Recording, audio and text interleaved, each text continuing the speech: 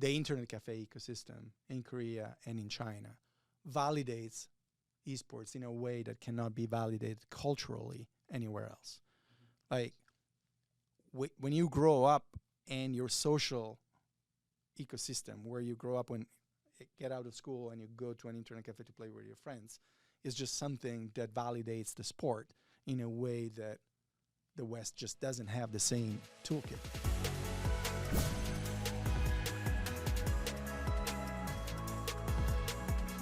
Welcome back to another episode of the K Content Podcast. This episode is focused on esports and how the country of Korea impacts esports. And we're also going to talk about games because you can't really have you can't talk about esports without games. So specifically, we're going to explore how Korea as a country impacts esports, why Korea matters as a market for games that have esports. We're going to save Korean game developers and Korean game business models and Korean Web3 games in a separate episode. For this episode, there was only one person who I thought was really a great fit, and it's Ilja Rotelli. Ilja just has a lot of unique experiences, and he's worked with some of the biggest competitive gaming programs at companies like Wizards of the Coast, Blizzard, and Riot, right when they started to get serious about it. So, and that's what really Act 1 is about in this podcast, to hear about how these companies got into competitive gaming. So some of the titles that Ilja has held was head of organized play in Italy, eventually head of global programs operations for competitive gaming at Wizards of the Coast, head of community and esports for Blizzard, and later on head of community for Riot Games. Today, he is head of business development for Amazon Games, where he finds great games to publish through Amazon. And some notable recent results is Lost Ark, which I think is top 10. I don't know if it's number 7 or number 10 for all-time peak players on Steam. And also, Ilja was my manager, so I learned a lot from him about community and esports. To me, I thought esports was just esports. I didn't know the whole community aspect. But just working with you on this, learning from you, and just digesting all this over the last really, 8 to 9 years, I think I finally get where this is all coming from. Thank you. It's been more than 30 years and makes me feel old. But it's been an incredible adventure. I've been very, very fortunate. And these companies, to me, define who I am, define what inspired me over the years to be a gamer, to embrace the identity of gamer, and to try to give back to the community that forged me back in the days. Awesome. So, Ilja, tell us about kind of what's happening today with esports. Esports have at this point 23, 24 years of history, and they've evolved from their birthplace in Korea into being a world sport. Most likely, at this point, the biggest one remains League of Legends. Riot Games has been running leagues across the globe, the LCS in North America, the LPL in China, and in Korea there's LCK. And the way it plays out is that you have regional championship and you have a big world competition every year, and the numbers have been growing.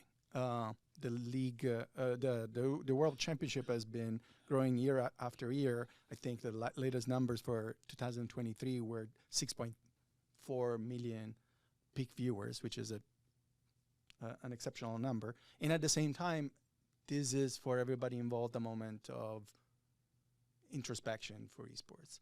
A number of investments have contracted. There's hesitation. There's a big existential question as to whether esports has the economic background and foundation to be sustainable over time. There's the question of whether it is economically viable in its own terms, or if it is an extension of the player experience that publishers develop as a form of promotion and engagement. And so all these questions keep being relevant even 23 years later. And there's a lot to unpack. There's a lot of history, and there's a lot of considerations for the future. And I think the history is a very interesting point because people don't seem to analyze it or even know much about it. And I think I learned a lot about a couple of theories from you and how you weave together certain aspects of history that I just haven't read about or heard about anywhere else. But turning back to Korea and League of Legends, it's fitting that last year, the winner of the championship was SK Telecom won, SKT won. SK Telecom is part of SK Group, which is a chaebol in South Korea, one of the biggest ones, which we covered in episode 1. And many people recognize that esports started with Korea, but I think that's kind of the reason I've asked you to become a guest on this episode is that you can really help talk about Act 1, which started off with tabletop games. So maybe you could share your story behind Blizzard, Warcraft, and Warhammer. So yeah, my working theory is that the blueprint for modern competitive gaming and for the business models that modern gaming has embraced were set in the 90s by tabletop gaming companies. The key players were TSR, Wizards of the Coast, and Games Workshop. There's many others to quote, but if you want to look at the top 3 that really meant a transformation in gaming, those are the companies. And the first insight is that these are the companies that understood that a game could forever change. These are the companies that, instead of launching a game and then moving on, understood that you had the opportunity to build what today is known as game as a service, a continuous pipeline of content that keeps enriching and expanding a game in exchange for economic benefit for like selling product to the players. So in the a great case is how Warhammer inspired Warcraft and StarCraft. Mm-hmm. Pat Wyatt, one of the team members of the original Blizzard, has gone to record explaining that when Orcs versus Human, the original Warhammer, was being developed, it was originally thought as a potential license with Warhammer. They couldn't come to terms with Warhammer, and Warhammer, for people who might be not familiar with, is a miniature game that you play on a tabletop, and it's a highly strategic game that has a very long story history. And if you look at the art style, you will see the inspirations between Warhammer and Warcraft. And so they couldn't come to terms, and Blizzard decided to go solo and create an original IP instead. The history of esports and the history of Blizzard would have been very, very different if they had tied their IP to Warhammer. Right.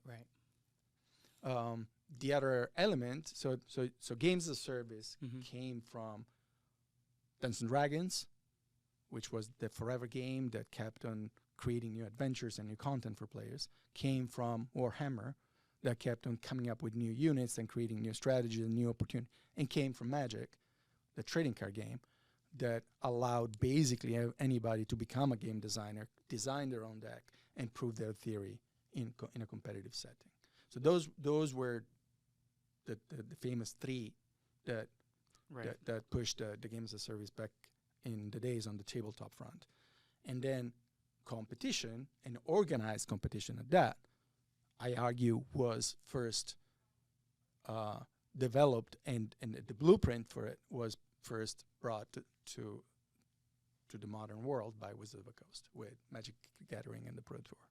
So what got me interested about Warhammer recently was a recent announcement by Amazon Studios and Henry Cavill, a.k.a. Superman, or Geralt of Rivia, for those who watch The Witcher. And I was watching a lot of reaction videos on YouTube where going back to your point of games as a service, Warhammer fans of 30 years were I think genuinely crying to see that to see that Superman is a fan of Warhammer, and that he's just like he's a super fan, and that there's like investment and effort being put into their realm, their world.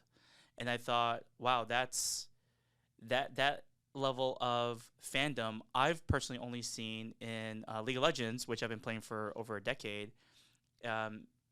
It's very fascinating to see that there are just like game IPs, broader term game IPs, and like tabletop ecosystems have been out for that much longer, and there's just a big fandom that maybe is not as popular because there's less like spectatorship of it, so there's less awareness of it.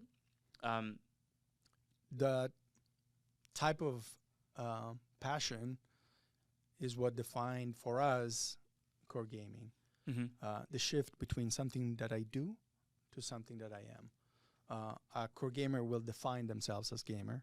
They will partake in a broader culture of gaming. They will participate in the greater discussion on gaming way more than somebody that just plays games. Right. And it started with tabletop gaming, and then it evolved, or it in parallel, I guess, with video gaming as well. So continue your story about Wizards of the Coast, because that's to you that's the beginning of modern competitive gaming. Yes. In the genesis of it was that Magic was born in 1993, went to become a global phenomenon basically overnight. I'll spare you the details of how Richard Garfield invented the game, and that history is available on every Wikipedia. But what's fundamental to understand is that Wizards of the Coast started hiring right off the bat the people that they were selling the game to. Wizards of the Coast was a company of gamers for gamers. And so they understood deeply the community from day one, and they were in tune with the community in developing both the game and the experience around the game. This came to fruition in around 1996 when Wizards of the Coast hit a little bit of a lull in the sales. Their latest expansion had not worked particularly well. And thanks to the effort of Richard Garfield and Scaff Elias, who is often credited as one of the original minds behind, if not the original mind, behind competitive play for Magic, took stock of the fact that players, the ones that were still playing the game, were gathering in stores and playing in tournaments, self-organized tournaments. And they're like, these are our folks, these are our people, and we need to build Magic on their passion. And so they put together what was called the Pro Tour, the first of many, many, many events to come, that had a substantial cash prize, somewhere $340,000 of cash prize, and invited some of the top players from all over the world to New York City to play in a grand final. And to me, that is, in modern gaming, the first act of somebody that has designed. There were championships before. Nintendo had organized the championship before. Some other video game companies had organized events around gaming. But this was the first act of a full design, a detailed design that led to the competitive system that manages Magic today, 30 plus years later. And it created a competitive ecosystem for Magic that creates that retention that has made Magic grow year over year and become basically an eternal game.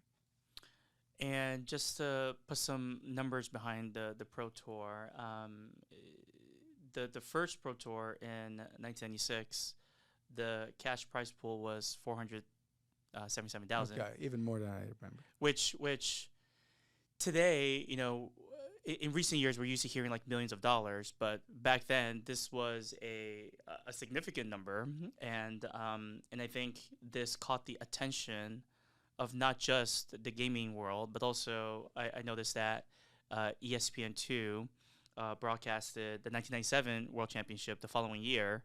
So they thought that this would be something interesting to broadcast, and they got some viewers for it.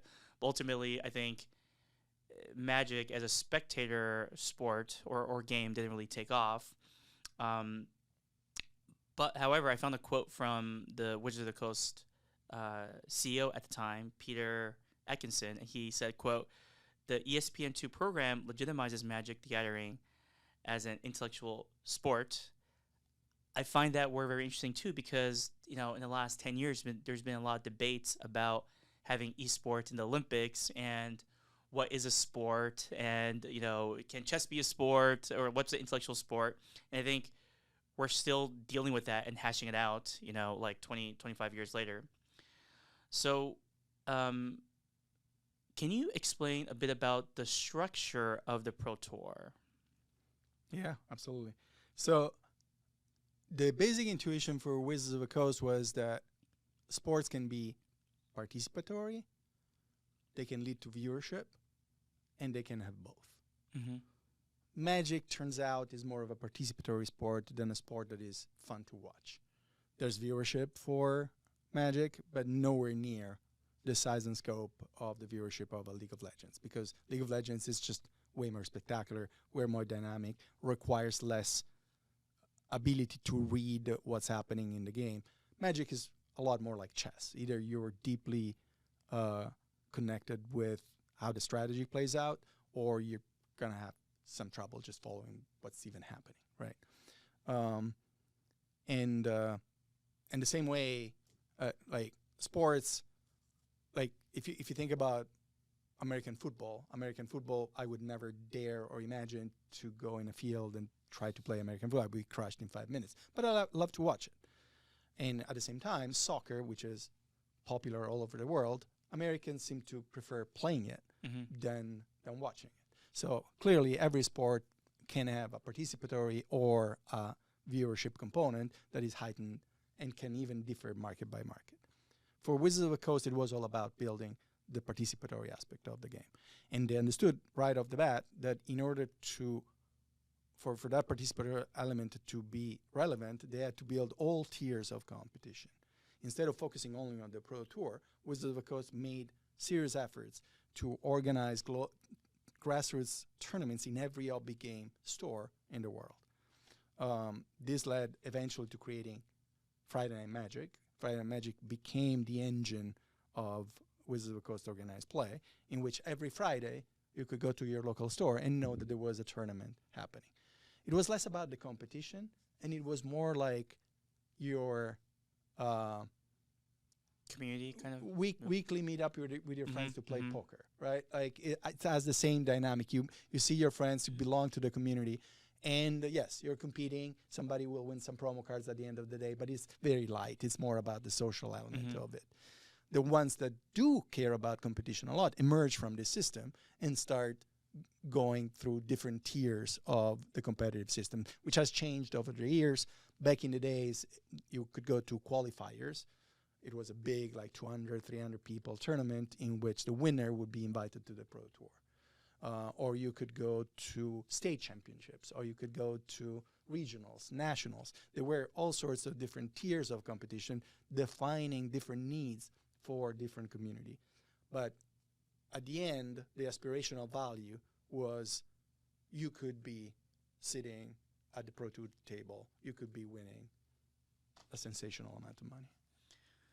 So let's jump back to Korea now. So we're talking about 1996, 1997. Meanwhile, around this time, we have to talk about the 1997 IMF crisis of Asia, of which Korea was part of as well. We covered a lot of the reasons why the crisis happened in episode 1. What I want to mention here is that one way the Korean government wanted to diversify and to expand their economy was to invest in what they called telecommunications and quote-unquote IT. It's weird for us to we use the word IT today. And as part of that effort, they wanted to put broadband internet access to just make it available to everyone in the country. I found a quote from the country's then Minister of Information and Communication. He said, quote, "We connected 100% of our schools. We connected government units in very rural areas. Government invested first and created a new market. That was the key to broadband. And then suddenly our telephone companies began to provide broadband." So if broadband was step one, step two was also a very uniquely Korean thing, PC bongs. The first PC bong started in 1994 in South Korea. But I think the high unemployment that was caused by the IMF crisis in 1997 increased usage in these PC bongs. And to briefly describe it, you at that time you roughly pay 1,000 Korean won, which is equivalent to a dollar per hour, to play in these what would you call it, in these cafes, where at the time a lot of PCs were being sold, but they weren't as cheap as they were today. So certain people who couldn't afford PCs, you could play for $1 per hour. And I think, and so we're about to talk about StarCraft soon, but before StarCraft came out, one of the most popular games in PC bongs was, the Korean word is Baduk, but it's also known as the game of Go, which is a strategy game, which, connecting to this podcast, which is funny because right now, so this game has been popular for thousands of years. Right now, I'm watching a Netflix Korean show called Captivating the King, in which the king, his only hobby is playing this game, and he'll only, he'll promote officials or only hang out with people if they could beat him in this game of Go, which shows you how, to a Western audience it's not top of mind, but to maybe an Asian audience, they keep talking about it. And also, this was the game that DeepMind from Google, they chose that as a game to advance their AI. So they started off with chess, but they thought Go was going to be just a lot more complex than chess. So then they went with Go, and then they went with StarCraft and Dota 2 and things like that. So, so to summarize, from 1997, Korea expanding broadband everywhere. That's step one. Step two, PC bongs already started to exist, but they got a lot more popular. They're playing this strategy game, Go. And then step three is the launch of StarCraft. So step three was the launch of StarCraft in 1998. That game had a lot of strategy elements, which attracted the Korean market.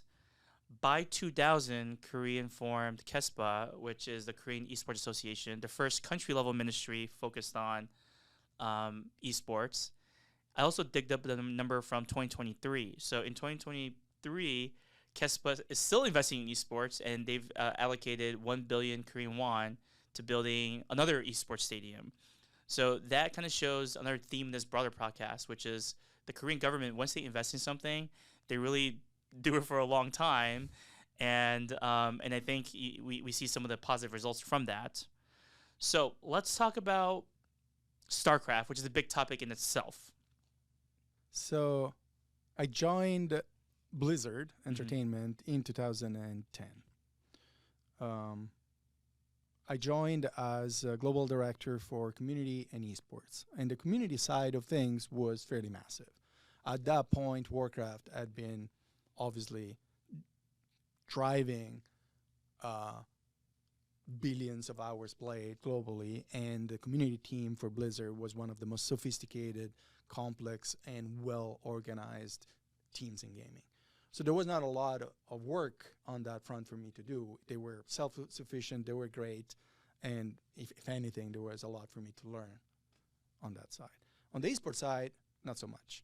On the esports side, the effort of Blizzard at that point was to secure licensing rights with the global leagues and make sure that whenever StarCraft or even Warcraft was being played on TV, it was happening under the protection of the IP that a license would provide. It was not necessarily a mean for Blizzard to produce revenue, but it was more of a regulatory effort from Blizzard's side.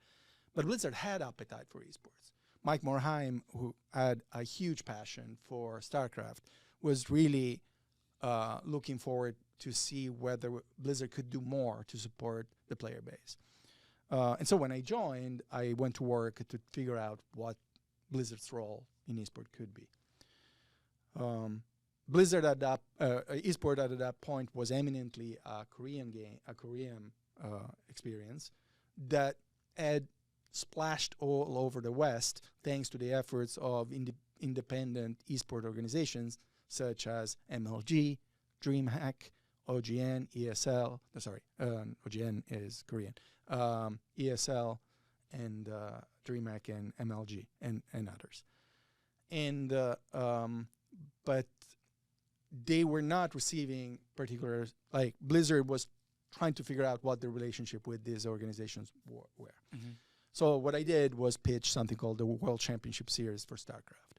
The idea was the role of Blizzard needs to be to take Korea sport and make it relevant globally. And before you jump there, I want to also provide kind of like some data points on the state of Blizzard in 2010 to talk about the context of StarCraft 2. So in 2010, when I talk about Blizzard, I'm really just talking about Activision Blizzard, and which is even then a publicly traded company. So Activision Blizzard was doing quite well. It became the first video company to issue a dividend, and also they just made an almost $1 billion stock buyback. And the annual revenues of that broader entity was $4.8 billion. So StarCraft 2 just came out, which you're about to talk about. WoW was at that time at its peak player base. Okay, so now back over to you to talk about StarCraft 2. Yeah. So at the time, Blizzard had just launched StarCraft 2. And while obviously very successful in the natural evolution of the original game, it seemed to have some challenges in gaining traction in Korea itself, which was for Blizzard one of the primary markets for the game, given the huge success that StarCraft had in the country and the fact that it had spawned almost single-handedly the entire phenomenon of esports in Korea. Viewers kept on just watching StarCraft 1, Brood Wars, and players kept on playing Brood Wars, and the growth of StarCraft 2 was really not satisfying. So my job was to go to Korea, figure out what was happening there, negotiate with the different esport organization, and figure out a way to expand the presence of StarCraft on TV, but also how do we take the esport experience in Korea and build a program for Blizzard that is global. And so I pitched a World Championship Series for StarCraft. It was a circuit with 32, I think, events that started from regional, nationals, qualifiers, nationals, regional championships, so European, Asian, Korean, and so forth, China, Korea, and so forth, and then a grand final. The reason why I put together this design and not the traditional design that is based on individuals was to create local heroes. What we wanted to do was be complementary to the existing esport scene by creating opportunities for somebody in Germany, somebody in Canada, somebody in the Philippines to become the hero for their own countries. We knew the Koreans would win at the end, right? The Koreans were such an overwhelming, like the quality bar for play in Korea was such a high bar to climb that we had no illusion that anybody else could really compete with the Koreans in the final. But there were a number of steps that allowed a number of players to emerge along the way and make way more relevant esport to local communities that otherwise did not have a natural link, a natural connection with the sport. The same way in soccer or in football, there is the local team, and that is your natural connection, the place where you immediately go to when you have to decide whom to be a fan of. And this is really a foreshadowing into League of Legends esports, which in a couple years became the number one esport and is still, number one today. And same thing, League of Legends, even today. The finals are usually played between a Korean team and a Chinese team for a variety of reasons. Could be because of their ecosystem investment from companies, from the government and whatnot, from their huge player bases where they could just develop a higher talent. And that's why I find it interesting, because as a North American fan, there's just always memes about, is LCS going to go to the quarterfinals this year, or like maybe even semifinals and whatnot. But we do still have our North American teams and fans, even though it's a joke that, the North American teams kind of never really make it to finals, but people do support those players. And I think the beginning of that really started here. It goes back to what I tried to say before, which is the internet cafe ecosystem in Korea and in China validates esports in a way that cannot be validated culturally anywhere else. Like when you grow up and your social ecosystem, where you grow up, when you get out of school and you go to an internet cafe to play with your friends, is just something that validates the sport in a way that the West just doesn't have the same toolkit.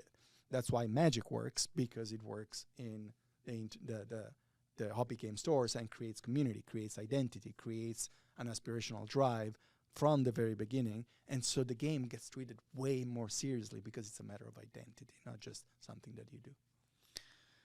So you seem to always be in the pivotal moments of when the beginning of competitive gaming for a game or for a game starts. So you were there roughly when the Pro Tour started.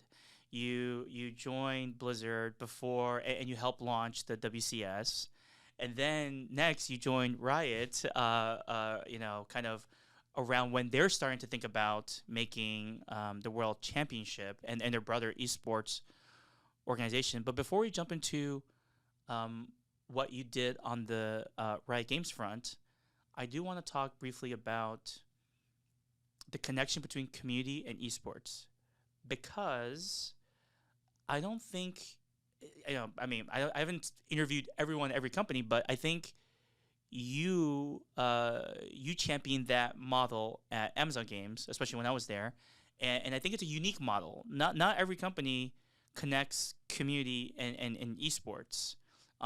Most companies actually separate them. So, but based on just summarizing a lot of what I heard so far, community is also just a broad term as well, but to some degree it covers a lot of the grassroots efforts, the local tournaments, the things that may not have the significant company investment. So why do you choose to adopt that model of connecting community and esports? Because I come from the participatory side of esports, right? Like I grew up in the trenches of playing Magic and traveling around first Italy and the world to play in tournaments. And the reason why I was doing that was not just the game. It was because that was my identity, as defined by the friends and the people that I travel with and that I build lifelong reports. Some of my best friends today are the people that came from the community that was competing with me in the Magic ecosystem. I believe that even today, like if you ask all of these companies, if you were to go and check who are the players that stay with the game the longest, who are the players that spend more money in all these games, they are the players that have the most friends in the game. So community matters to competition, matters to retention, matters to longevity of the game. I don't think, and the community can really change esports, even if it's focused on viewership, because just watching a game with your friends is a social activity, right? Like back in the days at Blizzard, there was something called Barcraft that the community came up with, and it was, let's all go to a bar and watch StarCraft competition. Community is everything for games, in particular for games as a service, and so the competition element is just powered and amplified by every aspect of human connection.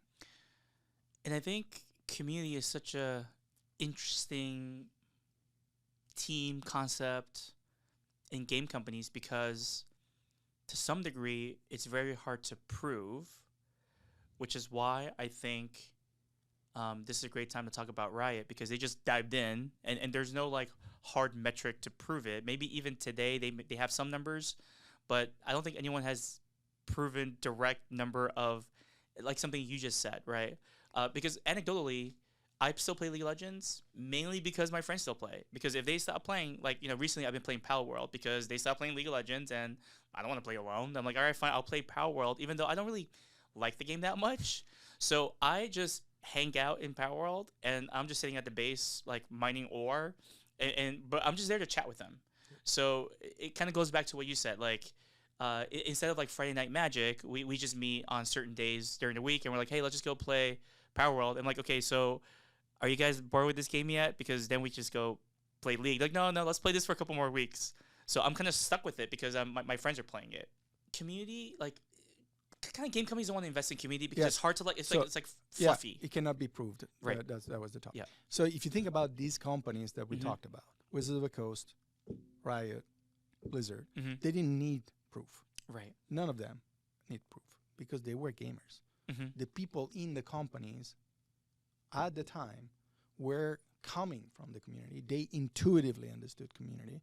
It was in the DNA of the organization to believe that community matters. Nobody needed evidence, right? If anything, they wanted to validate and to create experiences that show the world how amazing the gaming community can be. And they succeeded in a number of occasions. I think Riot Esports is just a giant nerd validation that I am like that I'm in awe of, because it was the validation of an entire generation of gamers, and so they didn't need any validation. What we need today, unfortunately, is a business model that is a little more rational, because all these efforts, while obviously critical and seminal to what modern gaming is today, don't often find economic validation, don't often find the legs to be sustainable over a long period of time. And at some point, we owe it to ourselves to make them sustainable and to make sure that esports is destined to grow on its own terms and has the economic basis to do so. And one other key point, less about, you know, Korea and esports, but just about broader community, because I think broader community is important for esports.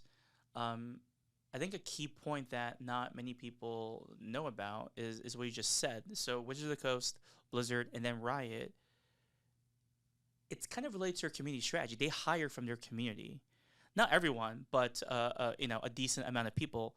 And that's hard to quantify something on it too, because other game companies chose a different strategy. Specifically, you know, Activision is well known to for a while they only hire from CBG companies because they thought, okay, a game, this is a packaged good that we sell at Walmart or Target or a retailer, so let's hire people who know how to sell packaged goods. And I think those people provide value as well, but it's ultimately a balance. And I think, you know, just talking to you, I recognize that. These are three companies that happen to do quite well in the history of games, and they happen to take this tactic of hiring from the community. So let's jump back to the timeline. So WCS launches in 2012. That is also the year that you happen to join Riot. And, you know, in a few years span from that point in time on, League of Legends esports becomes the largest in the world. So when it started off, DreamHack ran the Season 1 championship. And the prize pool, you know, 8 teams competed for $100,000. That's June 2011. And then by Season 4, which the championship was held in Korea, just to tie it back to this podcast, we're talking about 2.13 million prize pool. But that was just for the World Championship. There's other prize pools leading up to that. Sold out 45,000 seat World Cup stadium. Concurrent viewership of peak concurrent viewership of 11 million. So it really went from something quite small and just grew so big. Can you talk a bit about what you did at Riot and how that related or contributed to esports? Absolutely. So when I joined Riot, the LCS had already been announced. There was a meaningful, large-scale effort from Riot to make esports a serious contender. And on that front, at that point, I didn't need to contribute, so to speak. I could consult and help around, but there was already like a team. Dustin Beck was doing an amazing job at taking esports to the next level, and all of the leadership at Riot believed in it. So I took a different approach. I worried about more the grassroots. And so the efforts that we made through the community, so using the levers of community programs, was to establish a significant footprint in collegiate competition. At the time it was called ULOL. And it was a collection at peak at the time. I remember a number of like 700, 800 colleges where we would support competitive play by sponsoring in a number of ways a series of events that led to a final competition.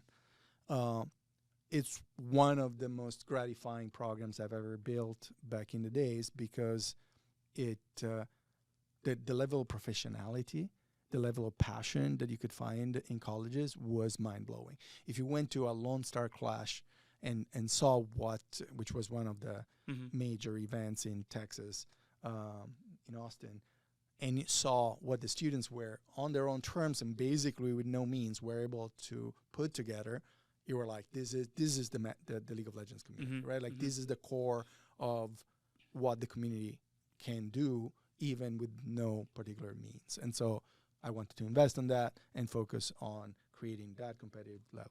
The other piece that I wanted to persuade the organization to do is to imagine that the metagame of League of Legends could be more evolved than just ranked, right? And so I insisted for years that we needed to build a tournament system for League of Legends that could be self-service.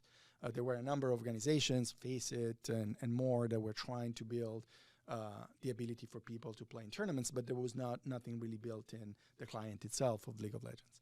And since I couldn't persuade people, I literally invited Richard Garfield and Scaf Elias to come to Riot and give a presentation about the history of Magic. And so they came, and the entire development team showed up, almost 200 people. I lost track of how many people came because this was Richard Garfield. And they gave a presentation on the metagame and the concept of designing the full player experience, designing for competition and the different tiers of competition that you could design for. And that generated, an entire team changed their name into Metagame after that presentation. And Riot took tournament systems way more seriously. That eventually emerged in today's, what is called Clash. In the Clash, yes, which is the experimentation that Riot's still doing today in providing something more than just ranked as a tool. I believe that there's a lot more work to do, and there's a lot more opportunities for competitive League of Legends to provide meaningful competitive experiences to different communities. But it's a great start. And I think Clash, now that I think about it, really is like a future, kind of descendant of Friday Night Magic, because Clash happened on certain days per week, and I had to set up an appointment with my friends and be like, hey, who can play what role, and are you going to make sure you're going to come, and we have a backup 6th player. I think we may have played in a couple of Clash tournaments. And it was so fun because then you had to go practice. You have to, okay, if the Clash this week was on Thursday, let's practice on Tuesday. And then, how do we adjust our strategy? How do we scope out the opponents? I wish game designers could think about competitive design the same way they think about game design. So for the same reasons you should create something like Twisted Treeline and create a different way to enjoy League of Legends, you should also create different formats of play in terms of the competitive structure. And I think a lot of them largely don't. And I think it's because my theory is that a lot of people still feel that community or competitive design is more art than science, and a lot of game designers want to go towards the science part. Oh, like, hey, these are new games that came out, and here are new features, here are new genres, here are things that you're supposed to do in the genre. And I think Clash is a fantastic feature, and I think there could be new games that emerge that really fully embrace this aspect and really use that as a tool for community engagement or grassroots play, especially if it's a competitive game. I think it's always art and science.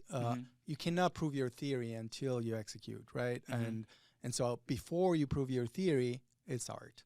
After you've proven it, it becomes science. And after you show the numbers, now you can show that the experience you design has an audience, and there's people that will want to embrace it.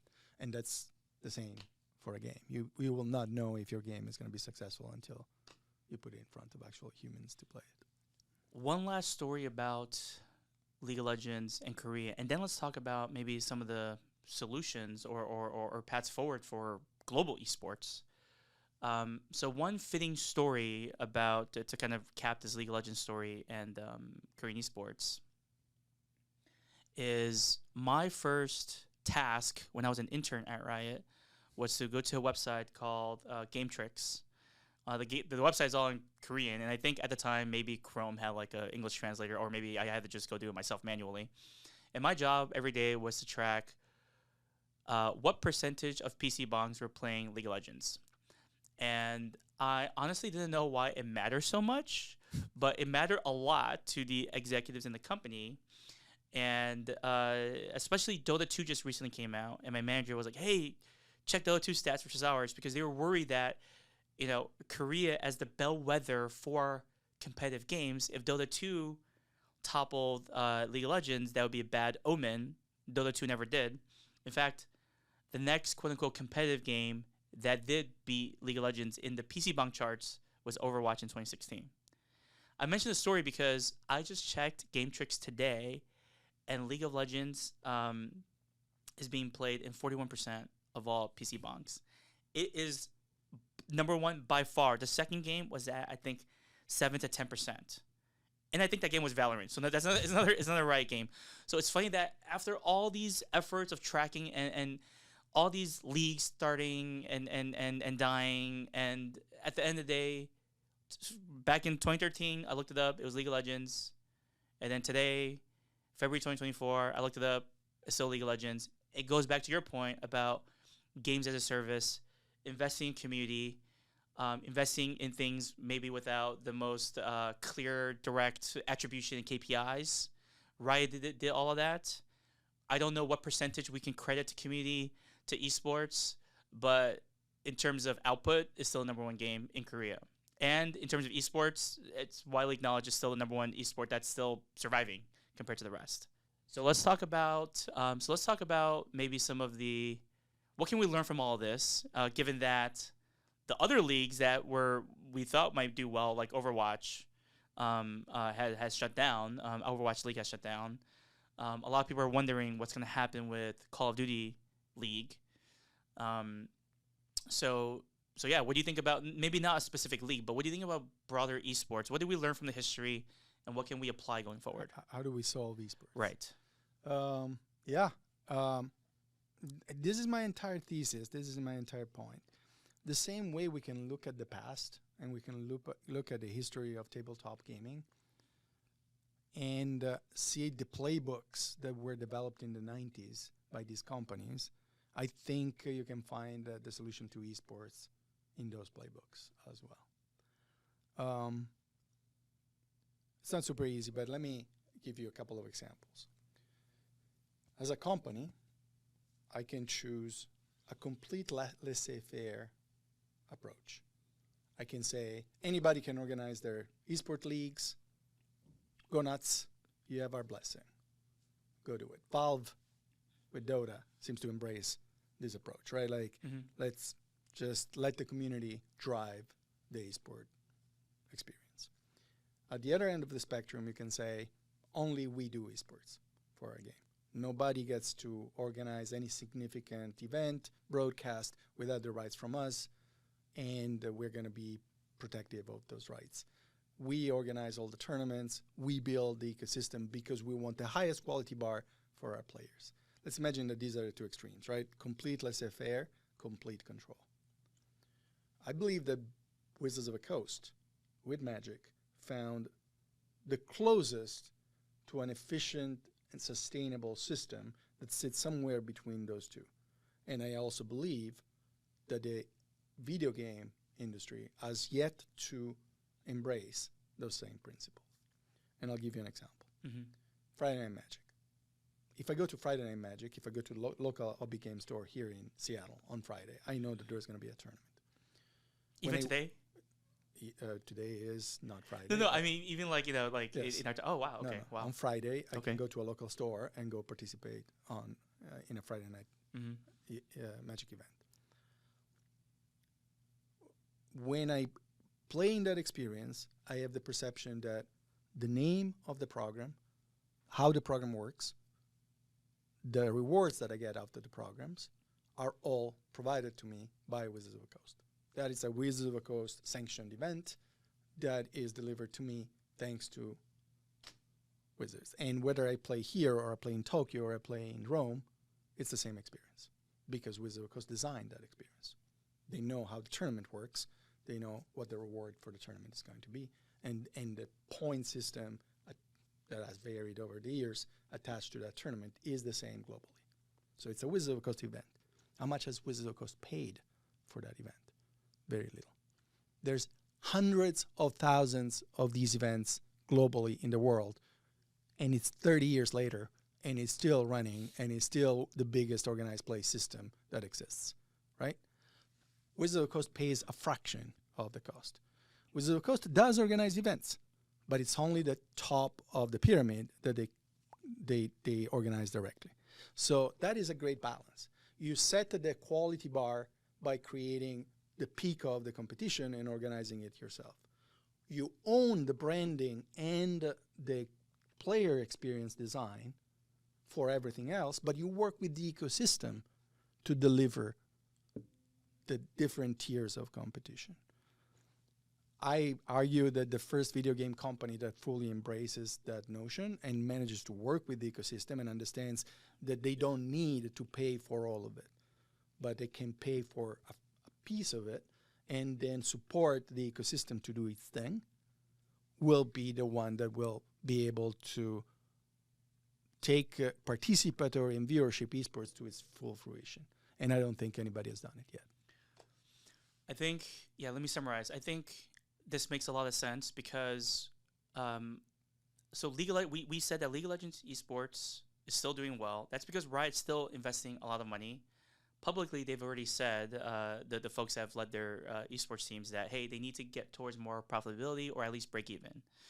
And League of Legends Esports is still around and successful because of Riot's dedicated investment, which at maybe other companies, they may not have chosen to do that. And I think because Riot did that initially, there was so much success in Riot Esports that Blizzard, who kind of could have been the leader, they were catching up. And when they were catching up with Overwatch League, they went straight to the top. They over-invested in the top.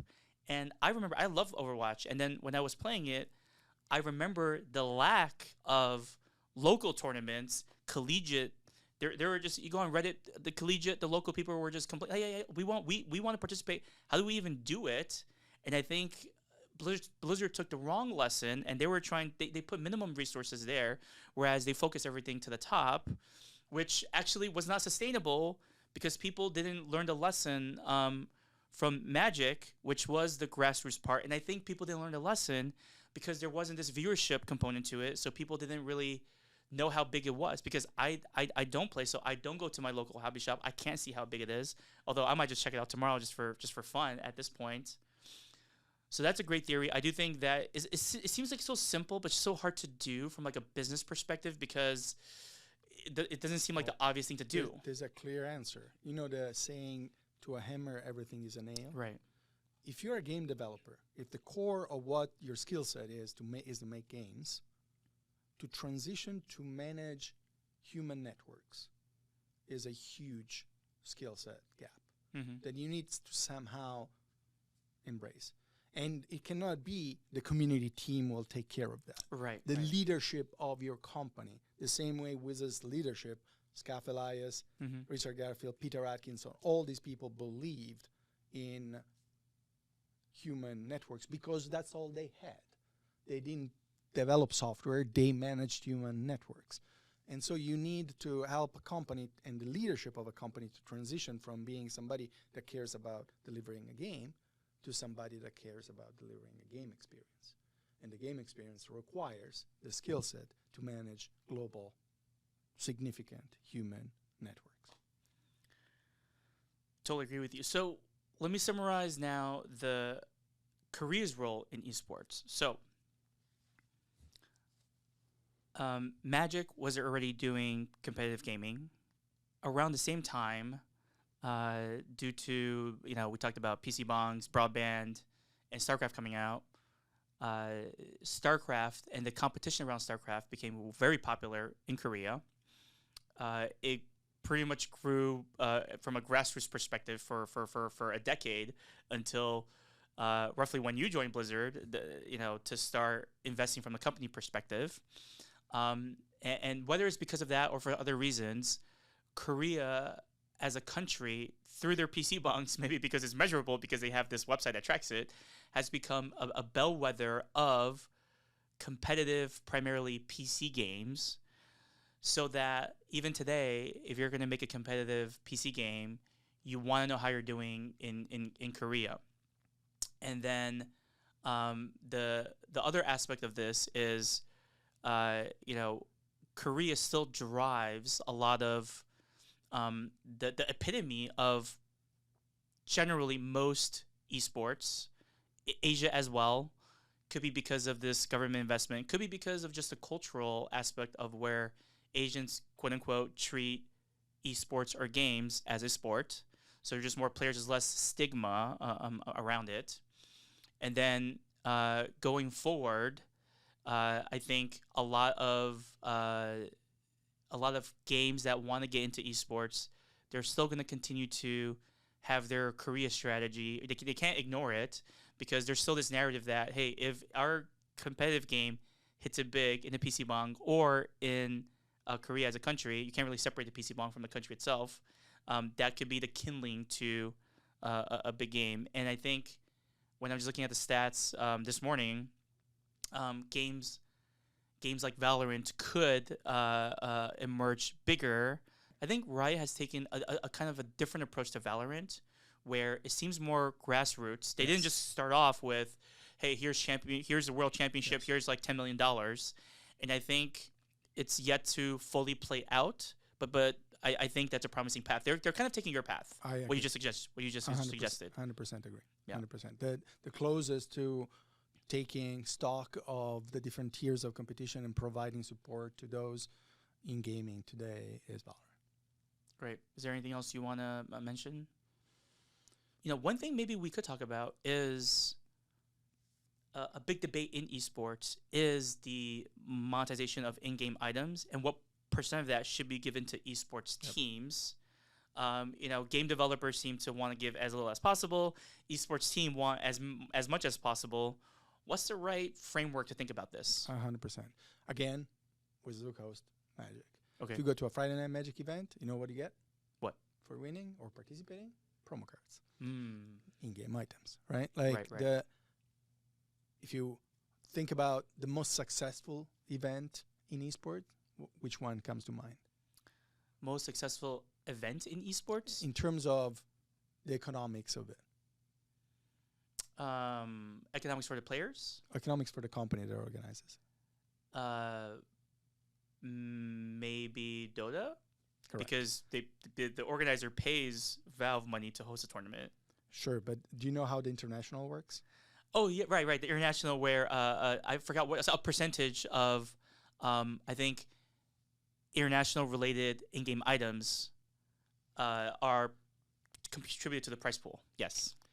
So any solution, if you look at the history of esports, you'll find out that any approach, anything that solved a little bit the economy of esport was often used in-game items as a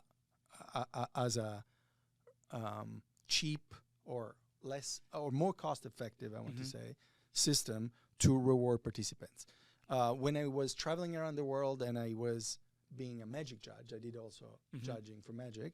When you went to a tournament, they would pay your flight, Wizards of the Coast would pay your hotel, and they would give you, as a reward for working for like 4 days in a row straight, promo cards.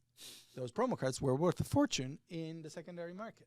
And so I could sell them, and it would pay for everything else that Wizards of the Coast had not taken care of.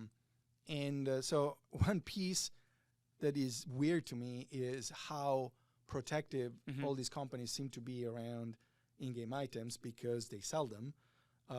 But I think it's like you can, if you do the deep dive and if you manage to build a causality report between what you give out and what you get in exchange, I think you can build a business model that justifies building a pipeline of significant in-game items to support the ecosystem, to reward players, to reward streamers, to reward tournament organizers, to reward every super node, as I call them, because I don't like the word influencer. Like, there's super nodes of this network that choose to play a role that is bigger than just participating in the game. And those people, in-game items tend to be the cheapest, most cost-effective way to reward. You need to build programs. You need to build incentives and systems to reward them. And it takes time and effort, and it takes managing human networks and not just writing software. But it is incredibly effective. You know, thinking about KPIs and community, one other thing I thought about was a Jeff Bezos comment when he mentioned that when there's conflict between anecdotes and data, he typically goes with the anecdotes. And then the story he gave was about customer service time. The time it takes for a customer service rep to respond back was decreasing. And then the famous story he told in a podcast or in a book was he just in the meeting he just picked up the phone and he waited 10 minutes or a long period of time, and everyone was just quiet. I felt bad for the person who made that claim. But kind of a related topic to this is, because companies always want to,